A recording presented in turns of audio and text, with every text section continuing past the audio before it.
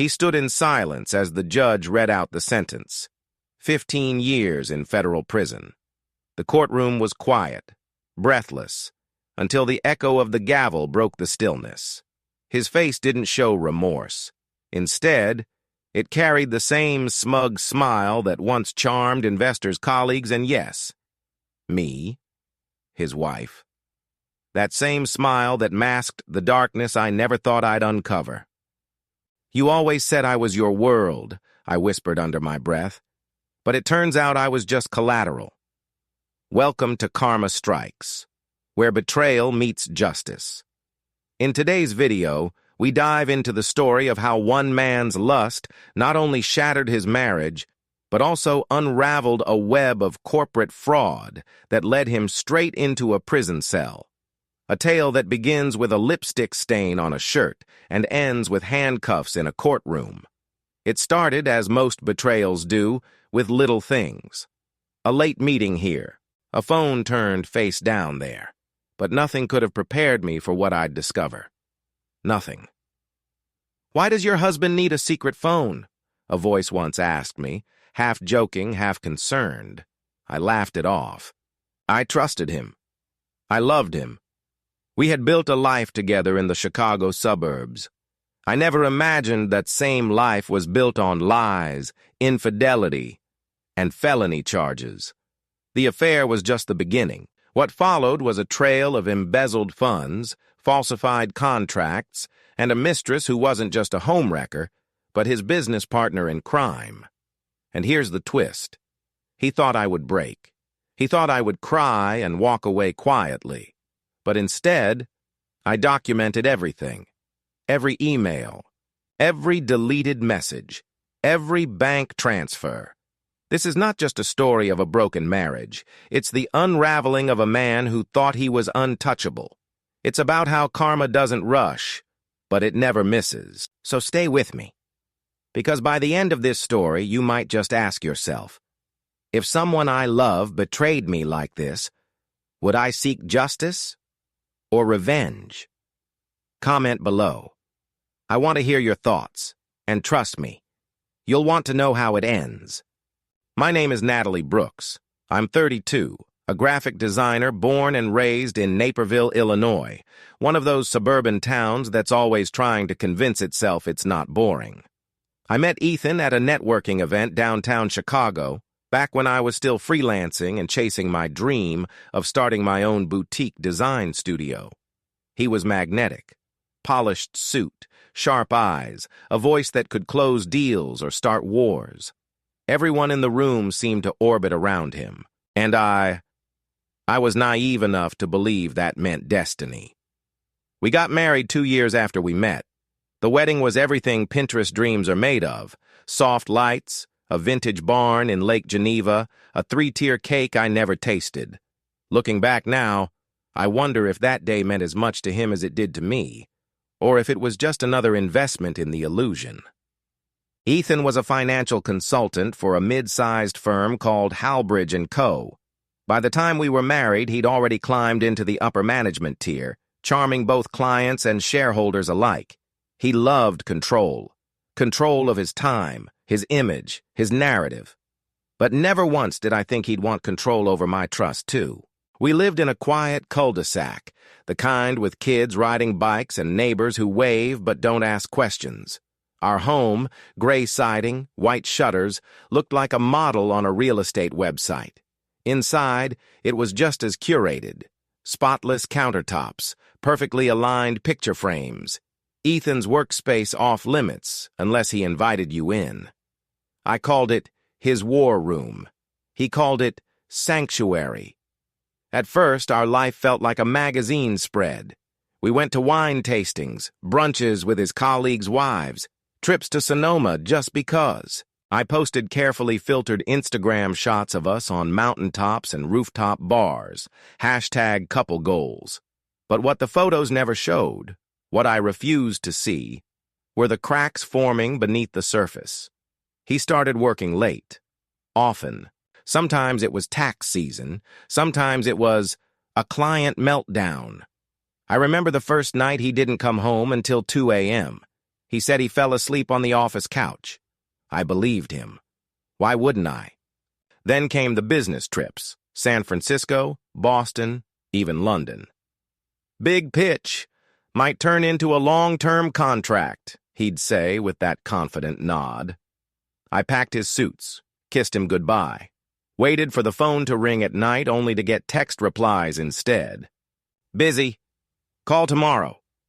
And always, the calls would be short, distracted, hollow. Still, I told myself he was just stressed, that I needed to be more supportive. After all, the firm was expanding and he was gunning for partner. But there were other signs, too. A strange perfume on his shirts. Not mine. A hotel reservation confirmation in his inbox for a weekend we weren't taking. The time I found an Uber receipt to a downtown apartment I'd never heard him mention. And yet it was one moment that finally made my heart stop. I was doing laundry, mundane, domestic, grounding. In the pocket of his blazer, I found a folded sticky note. On it, just 2 words, written in rushed, slanted handwriting. Miss you. No name, no context. Just those 2 haunting words. From that moment, I couldn't unsee the signs, couldn't unhear the silence between us, couldn't ignore the feeling that someone, something, was sharing my marriage with me. I wanted to confront him right then. But something inside me, maybe pride, maybe fear, held me back. Instead, I started watching, listening, keeping track. Because if there was something to uncover, I needed more than suspicions. I needed proof. And deep down, I still hoped I was wrong. Because what kind of man risks everything? His marriage, his career, his freedom, for an affair?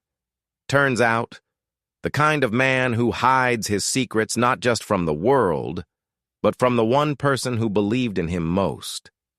And what I was about to find would make that little sticky note feel like a love letter compared to the betrayal ahead. I began with his phone. Not the one he used at home, the sleek iPhone with my picture on the lock screen, but a second device I found tucked away in a gym bag he hadn't touched in months. It was an old Samsung model, barely holding a charge. I found it one Sunday while cleaning out the closet, under the pretense of spring cleaning. I held it in my hands, trembling. When it powered on, the lock screen image wasn't of me or even his dog. It was her. A woman I didn't recognize, standing in front of a mirror, wearing nothing but Ethan's button-down shirt. Her name was Callie Torres, 29, marketing strategist. According to her Instagram, she lived in River North, loved matcha lattes, and had just gotten back from a luxury spa retreat in Sedona. A spa Ethan had mentioned in passing, saying his boss had recommended it.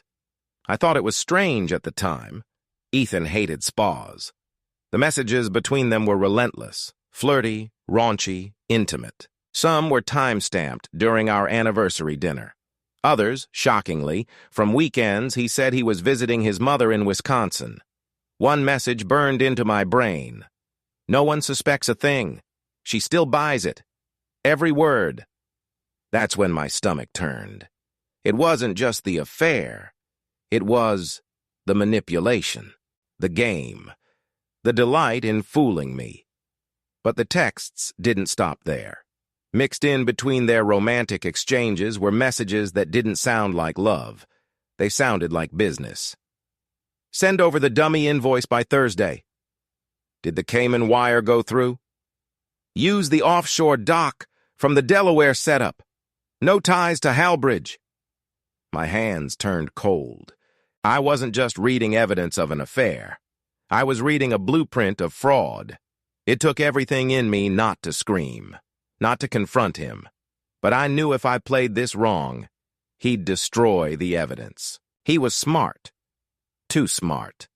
And if I'd learned anything from his smug little texts, it was that Ethan always had a backup plan. So I made mine. I copied the messages, screenshotted every thread, backed up the phone to a cloud account I created under a fake name. Then I put it all back, exactly where I'd found it. If Ethan realized I'd seen it, everything would vanish. The next day, I called a lawyer. Kelly Thompson of Thompson & Associates in Chicago had seen it all.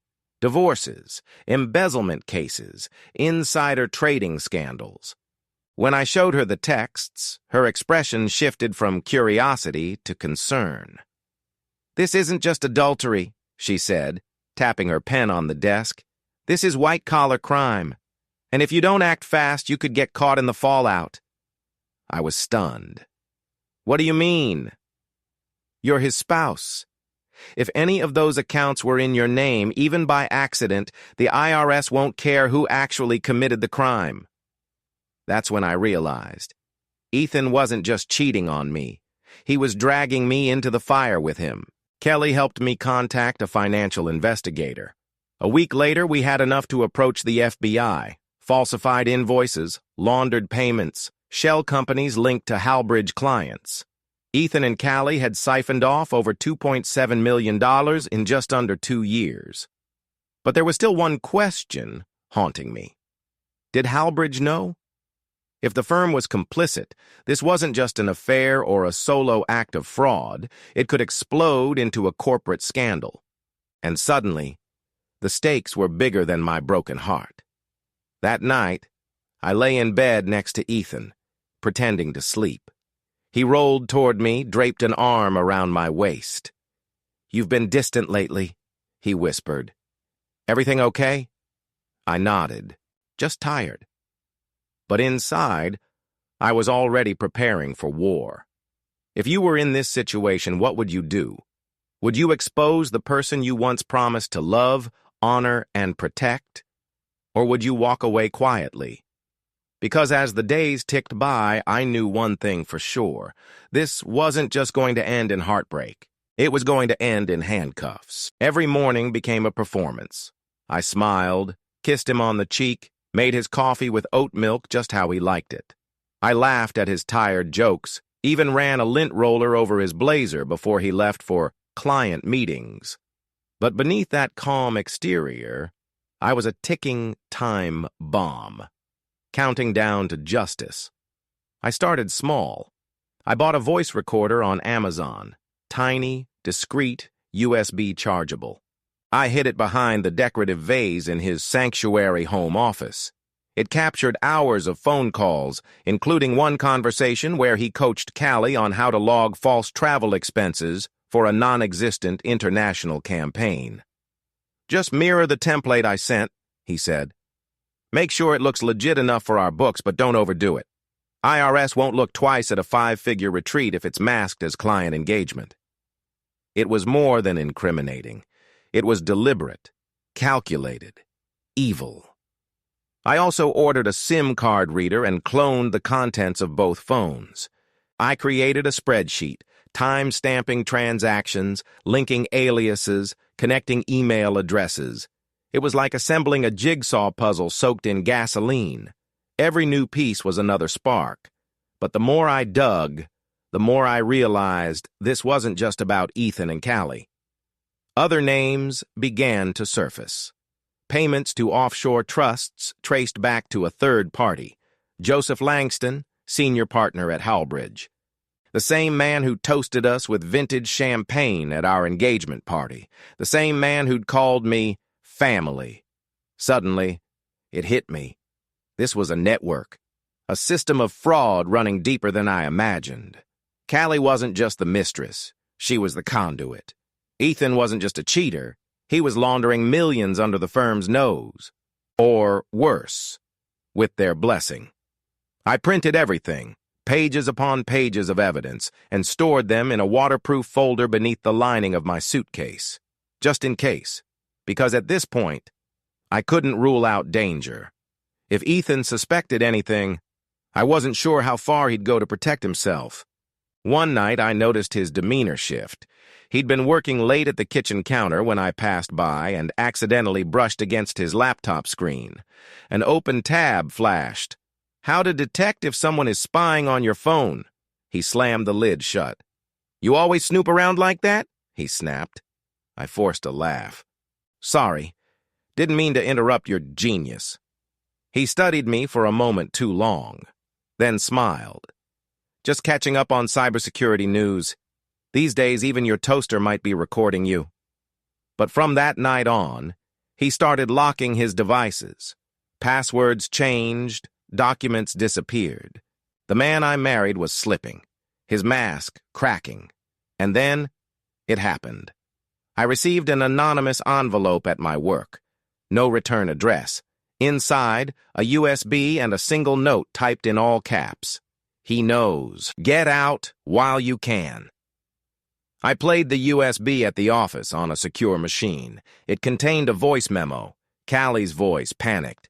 She's on to us. I told you not to use the damn gym bag. She's not stupid, Ethan. If she goes to the feds, we're finished. That was it. My final push.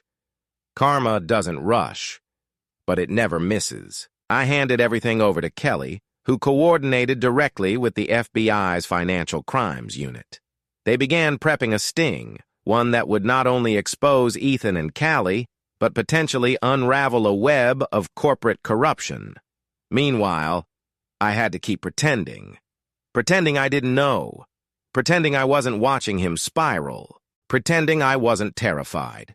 Every minute became a gamble, and yet, amidst the fear, something shifted inside me. A resolve, a voice whispering, "You are not his victim. You are his reckoning." But I couldn't shake the feeling that someone else was still watching me, that I wasn't the only one playing a game, because in this high-stakes chessboard of betrayal, someone had just moved their queen, and I had no idea who. The morning of the takedown was bright, deceptively calm. I dressed in all black, not to mourn, but to steel myself. Ethan had an early client call, or so he said. I watched him sip his coffee, adjust his tie in the hallway mirror, kiss me on the forehead like nothing was wrong. At 9:47 a.m., 4 unmarked black vehicles pulled into our cul-de-sac. I was already standing at the window, clutching the mug like it could anchor me. Ethan was at his laptop, typing rapidly. The front door opened before the doorbell rang. "Ethan Brooks?" a stern voice called. He stood up slowly, eyes narrowing. "What's going on?" "FBI. We have a warrant for your arrest. Step away from the computer."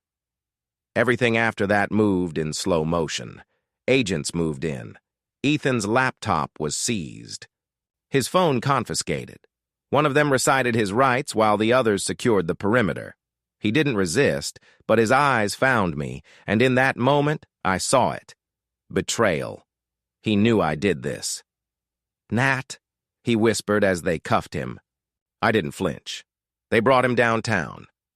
Meanwhile, I met Kelly and the lead investigator at a secure facility in Chicago. We went over the files again, the accounts, the hidden transfers, one final time before the grand jury proceedings. It was no longer about an affair. It was a federal investigation into financial conspiracy, fraud, and money laundering. But the courtroom, that was where it all truly exploded. It was standing room only at the Cook County Courthouse. Reporters lined the steps. Former clients, firm employees, and curious spectators packed the gallery. Ethan arrived in a gray suit, no tie, wrists still faintly marked from the cuffs. His lawyers flanked him, confident, posturing for a defense they could no longer sustain. The prosecution began laying out the charges. Over 40 exhibits, including emails, transaction records, recorded phone calls. The jury sat stunned, but it was the video evidence that silenced the room. On the screen, Ethan and Callie, seated in a high-rise apartment, casually discussing how to reroute client funds into a Cayman trust. Ethan smirking, saying, "It's not theft if you just rename the account." Gasps echoed across the gallery. Ethan's mother, seated just 2 rows behind me, covered her face with both hands. And then came her entrance. Callie, subpoenaed, took the stand. Dressed plainly, hair tied back, no trace of the woman I'd seen in those photos. Her testimony was damning, confirming every transaction, every falsified invoice, every offshore scheme. "He said they'd never catch us," she muttered, voice cracking. He promised me a life, a business. He said he'd leave her. She never looked in my direction. But her words struck like bullets. The defense tried to paint her as the mastermind, that Ethan had been seduced, manipulated. But it didn't matter. The evidence was ironclad, and just when we thought it was over, twist. A new witness took the stand. Marcus Hanley, IT consultant from Halbridge. Quiet, nervous. He revealed an internal memo, one he'd been ordered to erase, linking senior partner Joseph Langston to an earlier laundering scheme Ethan had copied. Langston turned pale. Lawyers whispered furiously. The judge ordered an immediate expansion of the investigation. As her father's smug expression faltered, the gallery gasped. And Ethan, my Ethan, slumped back in his seat, defeated. For the first time since I'd known him, he looked small, powerless. One final twist. A sealed document submitted by the FBI confirmed that Ethan had diverted over $250,000 to a private account in my name, without my knowledge. It was his failsafe. If caught, he planned to frame me as a co-conspirator. I couldn't breathe. But the prosecution had caught it in time. I was cleared. And Ethan? He was sentenced to 15 years, no chance of parole for at least 10. Callie took a plea deal in exchange for her testimony, 18 months with supervised release. As the gavel came down, I didn't cry. I didn't even smile. I just stood, steady, whole. Because this wasn't just about justice. It was about survival. And for the first time in months, I knew I had won. The headlines ran for weeks. Halbridge consultant sentenced in multi-million-dollar fraud, affair exposes financial scandal, suburban wife uncovers criminal empire. They called me brave. Some called me vindictive. But I didn't care what they called me. Because for the first time in a long time, I felt seen. Not as Ethan's wife. Not as a prop in his curated life. But as someone who refused to stay silent. Ethan's sentencing sent shockwaves through Chicago's finance world. Halbridge & Coas initiated an internal investigation, severed ties with Joseph Langston, and faced civil suits from nearly a dozen clients. Their reputation collapsed within months. The firm's name, once a symbol of trust, was now a cautionary tale whispered across boardrooms and brunches alike. As for me, I moved out of our suburban home within days of the trial's conclusion. I didn't sell it right away. I just needed space, needed to breathe somewhere the walls didn't whisper lies. I found a small loft downtown, nothing fancy, just mine. Clean, honest, quiet. Kelly Thompson helped me clear every financial tie Ethan had tried to bind me with. The offshore account in my name was frozen, then cleared. The government seized his assets, cars, stocks, even the wine cellar he was so proud of. Everything he built on deception crumbled in front of him. The seeds you sow today will bloom tomorrow, whether you like it or not. Sometimes I still get emails from strangers who saw the story on the news or found a Reddit thread breaking down the court transcripts. One woman wrote, "Your story gave me the courage to leave my own toxic relationship." Another said, "Thank you for proving that karma doesn't sleep." I didn't ask to be anyone's hero. I just refused to be his collateral damage. Callie served her time quietly. No interviews, no statements. I heard she moved to Arizona under a different name. I don't think she ever loved Ethan. I think she just saw him for what he was. A man hungry for power and validation, no matter the cost. And Ethan? He's in a medium-security federal prison in Terre Haute, Indiana. I got one letter from him, handwritten, no return address. He apologized, claimed he lost his way, that he still loved me. I never wrote back, because loving someone doesn't mean forgiving everything, and trust, once broken like glass, never reflects the same light again. One day, I visited the lake where we once spent our first anniversary. I sat alone, watched the water ripple, felt the wind tug gently at my hair, and I smiled. Not because everything was okay, but because I survived. And that, more than anything, was the real victory. And that's how karma struck, proving no one escapes justice. If you found this story as haunting as it is empowering, hit like and subscribe to Karma Strikes, where betrayal always meets the truth. Share this video to remind others. Justice may be slow, but it always arrives. And if you've ever witnessed a story like this, or lived one, comment below. You are not alone.